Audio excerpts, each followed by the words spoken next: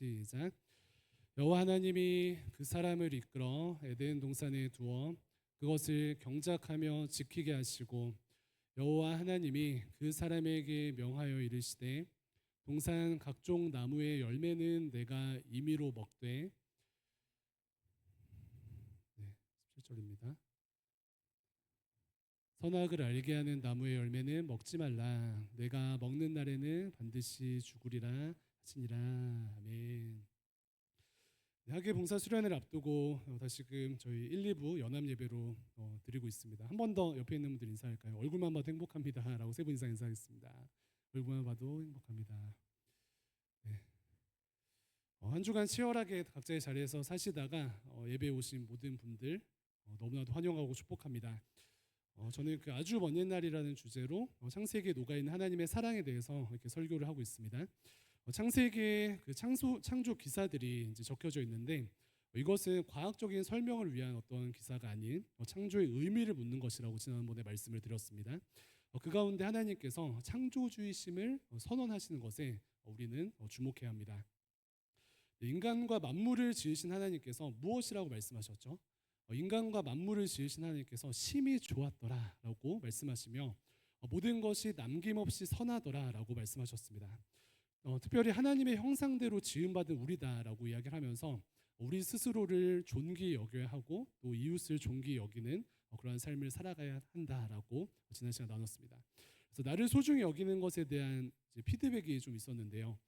자신에게 맛있는 것을 이제 많이 사줘라 제가 이제 권면을 드렸는데 그것에 대한 좀 은혜의 반응이 많아서 참 감사했습니다. 그래서 스스로 좋은 것들을 많이 드시고 또 주변 분들에게 맛있는 것을 사주시기를 부탁을 드립니다. 오늘은 다음 시간으로 그 선악과에 대한 이제 말씀으로 함께 은혜를 나누고자 하는데요.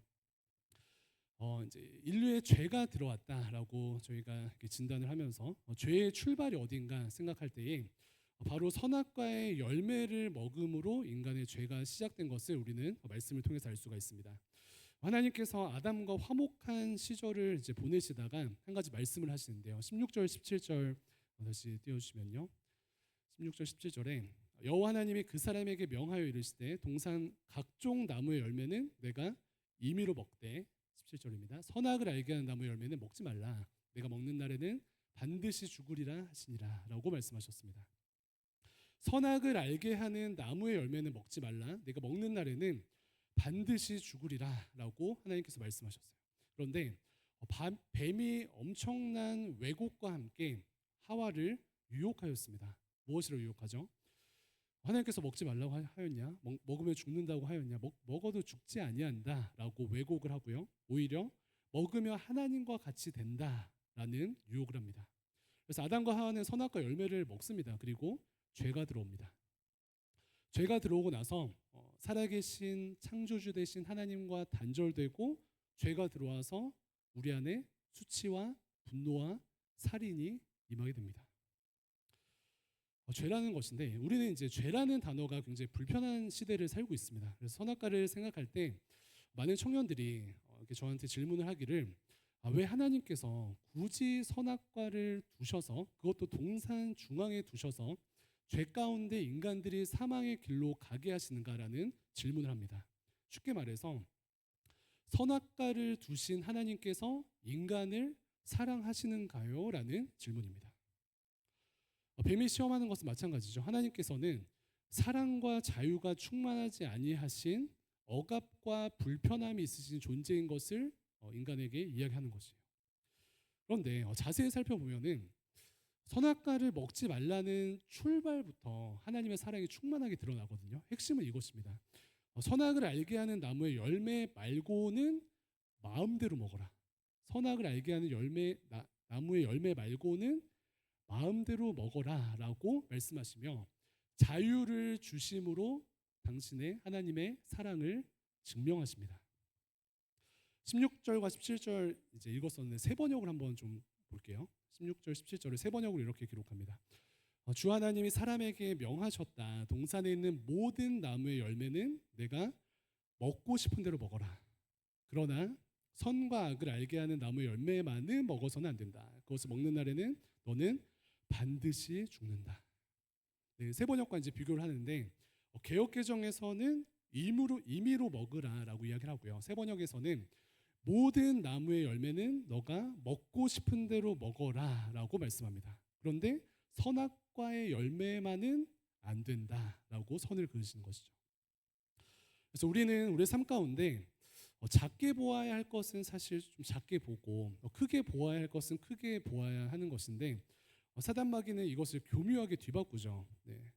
그 한 가지의 나무의 열매 빼고는 모든 것을 임의로 자유롭게 먹을 수 있도록 하나님께서 말씀하셨는데 그렇게 자유 가운데 사랑으로 허락하셨는데 이 하나님의 자유 가운데 담겨진 사랑을 사랑으로 보지 않고 하나님의 억압으로 봅니다.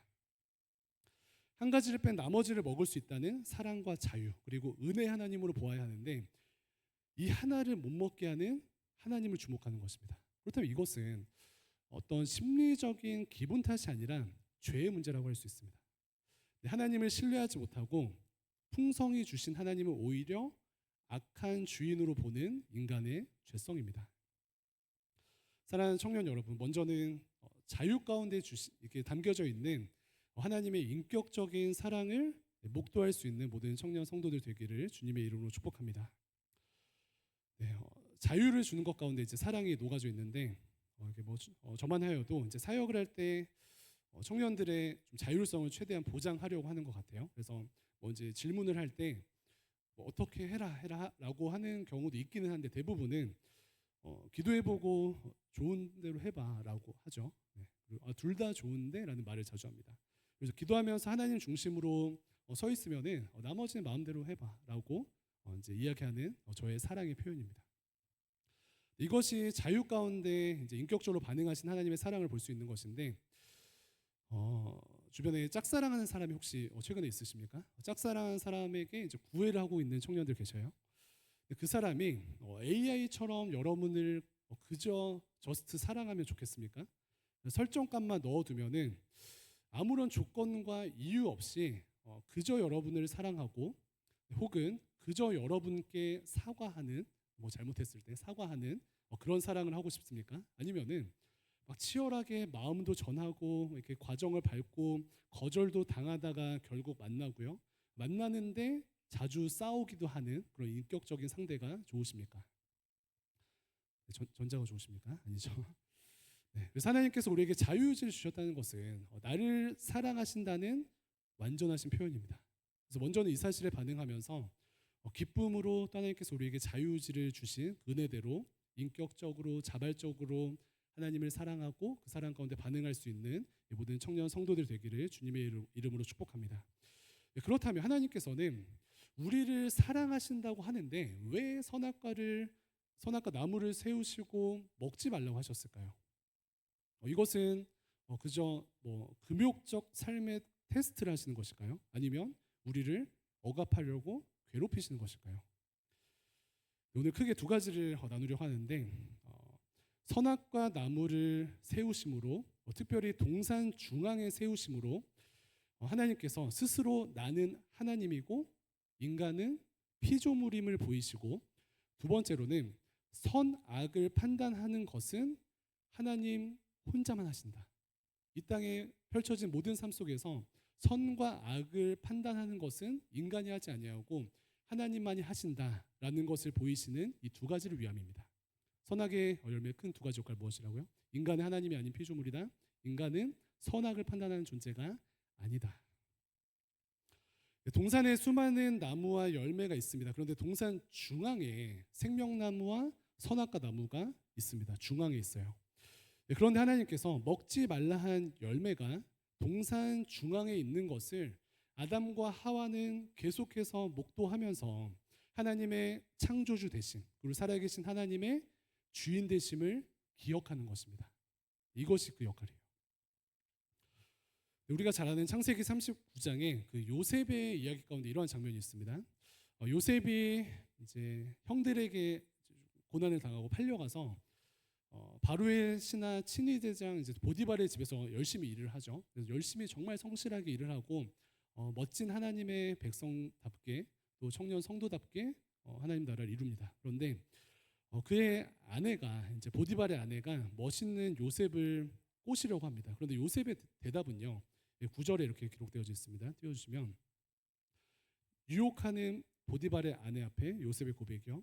주인이 아무것도 내게 금하지 아니하였어도 금한 것은 당신뿐이니 당신은 그의 아내임이라 그런즉 내가 어찌 이 큰 악을 행하여 하나님께 죄를 지으리까. 네, 그래서 주인의 주인됨을 인정하고 보디발의 주인됨을 인정하고 또 보디발이 허락한 모든 것을 임의로 누리지만 단 한 가지 보디발의 아내는 범하면 안 됩니다. 이것이 주인 앞에서의 마땅한 태도라고 할 수 있죠. 이것이 왜 그러냐 부당하다 하지 아니하고 이것을 마땅한 것을 우리는 영접합니다. 동산 중앙에 있는 생명나무와 선악을 알게 하는 나무를 보면서 하나님께서 저것만은 먹지 말라고 주인으로서 창조주로서 강하게 명령하셨지. 먹는 날에는 반드시 죽으리라. 주인으로서 창조주로서 강하게 말씀하셨지. 즉 나는 살아계신 하나님께서 만드신 피조물이지. 이것을 동산 중앙에 있는 생명나무와 선악과 나무를 보면서 기억하는 것입니다. 그 역할을 하는 것이에요. 사랑하는 청년 여러분, 하나님께서 하나님 되시는 것이 너무나도 중요합니다. 이것을 흔드는 것이 죄의 뿌리이고 죄의 본질이에요. 하나님의 뜻대로 또 하나님의 말씀대로 살지 않고 내가 하나님 자리에 올라가서 내가 원하는 대로 내가 하나님이 되어서 하나님 자리에 올라가서 이 땅을 살아가는 것이 죄의 본질입니다. 여러분은 어디에 앉아 계십니까? 하나님의 자리에 앉아 계십니까? 아니면 하나님 자리에 앉고 싶으십니까? 아니면 이미 은근히 하나님 자리에 앉아 계신 청년 성도님들은 안 계십니까? 네, 우리는 피조물로서 하나님께 하나님 되심을 인정하고 하나님의 자리를 내어드려야 하는데 인간이 하나님의 자리에 앉아 있으면 무질서와 악이 내 삶에 그리고 무질서와 악이 이 땅에 만연할 수밖에 없습니다. 그래서 나 자신도 그렇고요. 다른 누구도 하나님의 자리에 앉아서는 안 됩니다. 미국 한인교회 가운데 굉장히 좀 대형 교회 어떤 이제 목사님께서 이러한 좀 간증을 하시는 것을 들었습니다. 교회 건물을 예전에 이제 빌려서 이제 사용을 하고 있는데 교회 주차장을 한 장로님께서 이제 대여를 해주셨대요. 주일마다 이제 자유롭게 쓰시라고 대여를 해주셨습니다. 그런데 조건이 한 가지 있었습니다. 이제 1년 52주라고 하면은 그 교회에 목사님께 찾아가서 목사님 이 주차장을 정말 자유롭게 1년 동안 사용하셔도 되는데 조건 한 가지는 1년에 한 주는 제가 제 의미로 사용하고 교회에 빌려드리지 않겠습니다라는 조건을 거셨어요. 그래서 좀 아쉽긴 한데 알겠습니다라고 하고 이제 그렇게 진행을 했다고 합니다. 그런데 이제 한 주 뭐 내어드리는 거는 괜찮다고 생각을 하면서 진행을 하다가 궁금해서 여쭤봤대요. 근데 장로님 그 한 주 뭐 저희가 내어드리는 건 괜찮은데 왜 한 주는 안 됩니까? 라고 여쭤봤더니 장로님께서 이렇게 얘기하셔요. 그래야 주인이 누군지 알죠. 라고 말씀하시는 거예요. 1년에 한 주를 그 주인 되신 그 장로님의 마음대로 쓸 수 있는 것을 보여야 이 땅의 주인이 누구인 것을 안다라는 장로님의 고백입니다. 그렇기 때문에 선을 넘지 않고요. 계속해서 감사하면서 그 땅을 쓸 수 있는 그런 선순환이 이루어지는 것입니다. 하나님 자리에 누가 앉는가, 하나님이 하나님 되시는가, 또 나는 하나님께서 기뻐하시는 피조물의 자리에 있는가, 이것을 날마다 돌아볼 수 있는 우리 모두가 되었으면 좋겠습니다. 요즘 이제 예전부터 누구 이름 앞에 갓을 붙이는 게 굉장히 유행이죠. 근데 부탁드리기를 대관교회 청년분들이 이 문화를 깨주시기를 부탁해요. 갓땡땡이라고 이야기하고 혹은 무슨 느님이라고 하죠. 네, 유느님, 뭐 연느님 많이 있는데 이것을 너무나도 이제 조심해야 합니다. 제가 이제 그 지목사님이랑 신학대학원 다닐 쯤에 소위 이제 신학생들의 롤모델이라고 이제 불리시는 대표적인 두 분의 목사님들이 계셨습니다. 그래서 제가 봤을 때 말은 안 하지만 좀 신학생들의 아이돌 느낌이 나는 두 분이 계셨어요. 그분들의 영성과 부흥의 열매를 쫓아가자는 분위기가 한국교회에 만연하였습니다. 근데 비슷한 시기에 안타깝게도 한 분은 논문 표절과 교인 갈등으로 또 한 분은 이성과의 성적인 문제로 크게 넘어진 일이 안타깝게 생겼습니다. 그래서 저는 뭐 그런가 보다라고 하고 지나가고 있는데 많은 주변의 이제 전도사님들께서 큰 충격을 받으셨습니다. 그중에 한 이제 그 두 교회 중에 한 교회 다니던 이제 청년 신분으로 그 교회 출석하셨던 한 전도사님은 그 충격에 막 정신과 약까지 드셨다고 고백을 하셨습니다. 그래서 교육자가 너무 이제 본이 안 되는 것도 이제 문제가 되지만 자이든 타이든 교육자가 혹은 목사가 하나님 자리에 앉게 되는 것은 더욱더 심각한 문제입니다. 그렇기 때문에 이것은 이렇게 넘어지고 죄를 범하는 것에 대해서 경각심을 가져라라는 하나님의 메시지이기도 하지만요. 다시금 어떤 측면에서는 하나님께서 하나님 자리에 다른 사람을 올려놓지 마라라는 그러한 메시지가 아닌가라는 깨달음이 있었습니다. 그래서 최근에 이제 존경을 많이 받으신 이찬수 목사님께서는 설교 때마다 자신을 제발 이렇게 존경하지 말라고, 자신을 이제 띄워주지 말라는, 나는 그냥 인간일 뿐이라는 말씀하신 이유가 여기 있는 것이죠. 내가 내 삶 속에서 혹은 어떤 모임에서 하나님 자리에 앉아 있는 청년들 혹시 계십니까? 혹은 내 삶 속에서 혹은 어떤 모임 가운데 다른 누군가를, 다른 무언가를 하나님 자리에 올려놓고 있는 청년 성도님 계십니까? 적극적으로 끌어내리시기를 소망합니다. 적극적으로 내려가시기를 부탁을 드립니다. 하나님 위에 무엇을, 누군가를 그 자리에 앉혀보신 청년들은 경험하셨을 거예요. 오래가지 못한다는 것을. 그리고 그곳이 하나님의 자리이기 때문에 하나님께서 앉으심으로 저희가 튕겨져 나가는 그런 일들이 일어나는 것입니다. 그래서 우리는 앞서 이제 소개한 갓땡땡이라는 말을 이제 하나님 갓이라는 이제 표현을 써서 갓땡땡으로 쓰는 것이 아니라 그 갓땡땡을 써야 되는 모든 상황 가운데 그 하나님의 갓을 갓난아기의 갓으로 바꾸는 모든 시도를 하면 좋을 것 같아요. 그래서 그 사람 높여드리는 그건 대신, 아니 당신은 갓난아기와 같은 연약한 존재입니다라고 워딩을 붙여주는 것이죠. 네이밍 해주는 것이죠. 이러한 은혜가 있었으면 좋겠습니다. 교회도 마찬가지죠. 교회의 주인은 하나님이십니다. 교회의 주인은 하나님이세요. 네, 그 한 교수님께서 이제 이 시대를 진단을 하시면서 우리가 씨름하고 또 고민하는 포스트 모던에 대해서 이렇게 진단을 하신 적이 있습니다. 모던 시대 그리고 포스트 모던 시대가 있죠. 그래서 먼저 모던 시대를 진단할 때는 우리 아는 것처럼 권위자가 있던 시대입니다. 그래서 살아계신 하나님께서 권위자가 되시든 아니면은 뭐 가정에서는 아버지가 권위자가 되시든 학교에서는 선생님이 권위자가 되시든 집단의 리더이든 누구든 권위자가 있습니다. 반면에 포스트 모던의 시대는요, 권위가 상대화되는 시대죠. 그래서 그 가운데 모두가 옳다라고 말하는 시대예요. 내가 옳다. 근데 그 교수님께서는 지금 2020년 이 시대를 통과하는 지금은 포스트 모던 시대를 뛰어넘어서 포스트 모던 시대를 통과하고 있는 것 같은데, 그것은 권위자가 사라진 정도가 아니라 각자가 신이 된 시대를 살고 있다고 이야기하시더라고요. 그래서 기준이 없고 권위자가 없는 정도가 아니라 내가 하나님 자리에 앉아서 모두가 신의 역할을 하는 삶을 살아가는 것이 2020년대를 통과하는 우리의 삶의 현실이다. 이것을 진단하셨습니다. 사실 무서운 진단이지만 맞는 것 같죠. 시대가 돌고 돌아서 창세기 3장의 역사가 계속해서 반복되는 것입니다. 그런데 곰곰이 생각해 보면, 아니 잠깐만 생각해 보아도 우리 스스로도 그런 것 같아요. 살아계신 하나님을 창조주로서, 살아계신 하나님을 내 삶의 주인으로서, 살아계신 하나님을 우리 아버지로서 모시고 순종하는 삶을 산다기보다는 우리가 스스로 하나님의 자리에 가서 내가 내 삶을 통치하고 주변을 통제하고 그런 삶을 사는 것이 우리 현실이 아닌가라는 진단을 해보게 됩니다. 사랑하는 청년 여러분, 하나님을 사랑하는 것과 선을 넘는 것은 다른 이야기입니다. 그렇기 때문에 하나님을 하나님으로 모시고 하나님을 예배할 수 있는 우리 모두가 되었으면 좋겠습니다. 이처럼 인간은 선악과를 먹고 하나님같이 되려고 하는데요, 특별히 스스로 선악을 판단하는 존재가 되려고 합니다. 이것이 선악과의 본질입니다.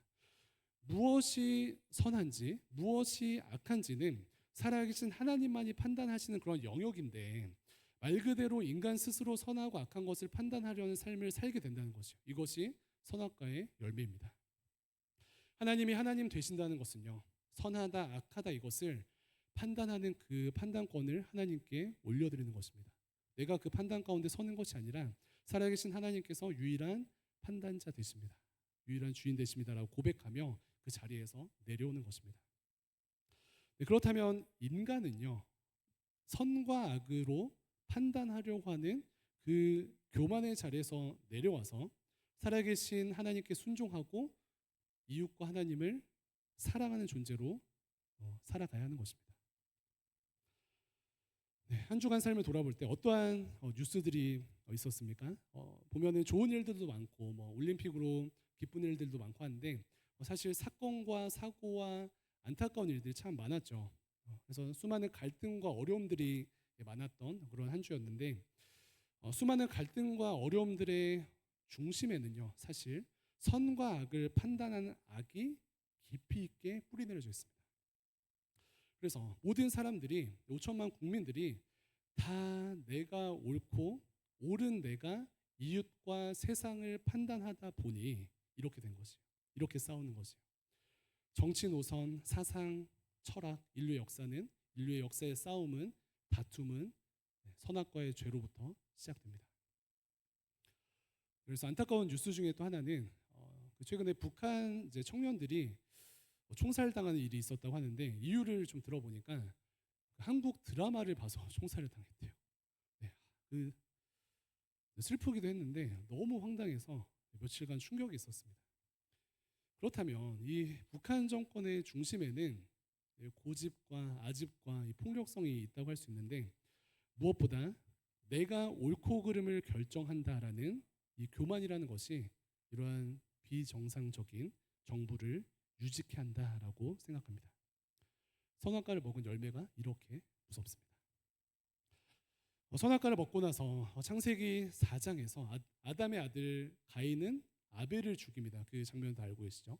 근데 아담의 아들 가인이 아벨을 죽인 이유를 보면은 자신은 하나님께 이제 곡식을 드렸는데 하나님께서 받지 않으시고 동생 아벨의 제사만 받았다라고 분노해서 살인을 저질렀습니다. 자주 설명드리는 것처럼 양을 바쳐야지 받으시고 곡식을 바치시면 안 바치시는 그런 문제가 아닙니다. 소재라는 것이 있기 때문에. 그런데 하나님께서 아벨과 그의 제사는 받으시고 가인과 그의 제사는 안 받으셨습니다. 그렇다면 재물의 문제라기보다는 재물에서 출발된 하나님의 거부하심이 아니라 가인의 존재로부터 출발된 잘못된 출발이라고 할 수 있죠. 그런데 하나님 보시기에 가인의 삶과 가인의 재물을 받을 수가 없을 정도로 심각하였는데 가인은 그 모든 과정 가운데 왜 분노하고 왜 살인까지 저지르게 되었을까요? 왜 동생 아벨을 죽이죠? 내가 옳고 그름을 판단하기 때문입니다. 내가 이 재물을 드리는데 하나님께서 자신을 판단하시면 안 되는 거예요. 이 재물이 옳은 것인지 틀린 것인지 이 제사를 하나님께서 받으실지 안 받으실지를 하나님이 결정하면 안 되는 것입니다. 누가 결정해야 되는 거예요? 가인 스스로가 결정해야 되는 거예요. 그러니까 나는 드릴 만한 것을 드렸는데 왜 하나님께서 받지 아니하시냐라고 분노하고 그 분노의 화살이 동생 아벨에게 흘러가는 것입니다. 그렇다면 이 맥락들을 보면은 청년 성도님들의 삶 가운데 지금 삶을 진단했을 때 어떠십니까? 감사와 평안과 기쁨이 충만하십니까? 아니면은 분노와 막 살인의 마음이 충만하십니까? 지금 내 삶이 분노로 가득 차 있다면은 잠시 멈춰서 생각해 보셔야 돼요. 나는 왜 분노하는가? 왜 분노하는가? 진짜 삶이 문제인가? 아니면 주변 사람들이 문제인가? 아니면 그 중심에 그 뿌리 깊은 곳에 이 선악과의 본질이라고 할 수 있는 이 세상에 내 삶에 일어난 모든 일들의 여정 가운데 내가 옳고 그름의 기준이 되었기 때문에 분노하는 것은 아닌가? 이것을 돌아보아야 합니다. 네, 말씀을 정리하면서요. 선악과를 먹은 이제 아담과 하와를 보면서 우리를 돌아보고요. 선악과에도 되게 좀 우리를 힘들게 할 것 같은 선악과에도 녹아져 있는 선악과 열매에도 녹아져 있는 아주 먼 옛날의 하나님 사랑을 기억하길 원합니다. 다른 열매는 자유롭게 먹으라라는 이 정말 충만한 사랑과 더불어서 선악과에 녹아 있는 하나님 사랑 무엇입니까? 하나님과 같이 되지 않고 피조물로서 머무르라라고 말씀하시는데요. 이것은 다름 아닌 살아계신 하나님께서 친히 우리의 창조주 되시고 우리의 아버지 되시고 우리의 주권자 되셔서 우리를 책임지신다는 하나님의 사랑입니다. 또 선악을 판단하지 말라고 초청하시는데요. 이것은 어떤 사랑입니까? 교만하게 판단하고 비참하게 판단당하지 말고 사랑 가운데 사랑하고 사랑 가운데 사랑받으라는 하나님의 사랑입니다. 즉 선악과는 사랑입니다. 네, 마지막으로 마귀는 하나님과 같이 되는 이 하나님의 지혜를 얻는 이 과정 가운데 아담과 하와에게 하나님을 대적하여서 그 일을 이루라라고 초청하는데요. 근데 이후에 잠언과 전도서 말씀 혹은 예수님의 가르침을 보면은 하나님을 대적하여서 하나님과 같이 되거나 하나님을 대적하여서 하나님의 지혜를 얻으라 하지 아니하고 살아계신 하나님을 사랑하여서 살아계신 하나님을 경외하여서 하나님의 사랑을 얻고 살아계신 하나님을 사랑하고 경외함으로 하나님의 지혜 가운데 승리해라라고 초청하고 있습니다. 관계를 붙들며 승리하라고 이야기하는 것입니다. 그래서 선악과 앞에서 사단의 음성이 아니라 누구의 음성을 듣죠? 하나님의 사랑의 음성을 기억하면서 사랑의 열매를 맺는 우리 모두 되기를 간절히 소망합니다. 하봉수 이제 3일 앞으로 다가왔는데 하봉수를 준비하면서도 준비하는 과정 가운데 오늘도 그럴 것이고 가서도 우리는 이제 유혹을 받거든요. 내가 하나님과 같이 되거나 그 모든 여정 가운데 나의 기준으로 선과 악을 판단할 수 있는 유혹을 받게 됩니다. 그러나 대강교회 청년부의 주인 되신 하나님 그리고 산청군의 주인 되신 하나님을 고백함으로 선악을 판단하는 대신 사랑으로 서로를 바라보고 사랑을 전하고 또 사랑을 받으면서 하나님 예배하신 하나님 나라를 이루는 모든 청년 성도님들 되시기를 주님의 이름으로 축복합니다. 기도하겠습니다. 네, 감사합니다. 이 시간 주 은혜 앞에 나아갑니다. 우리는 죄악되어서 가만히 있으면 우리가 선악과의 열매대로 하나님을 사랑하지 않고 또 우리가 주인 되어 교만하게 다른 사람들을 판단합니다.